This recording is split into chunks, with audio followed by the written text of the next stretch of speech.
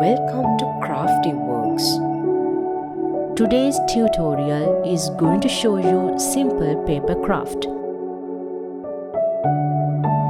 Quilling needle. Now start rolling the paper strips. Quilling strips are easily available in any good stationery shop, but you can also cut your own strips of papers.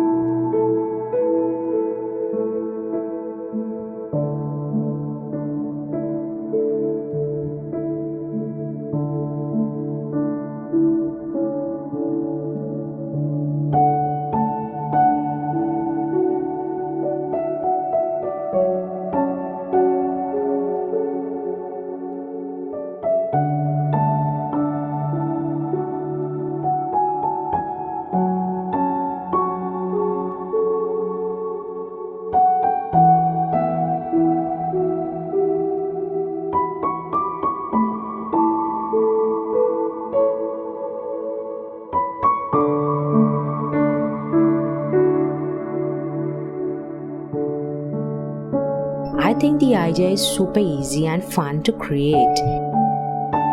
Make this artistic quilling design a part of your home decor and watch the world in awe of your talent. Till then, happy crafting!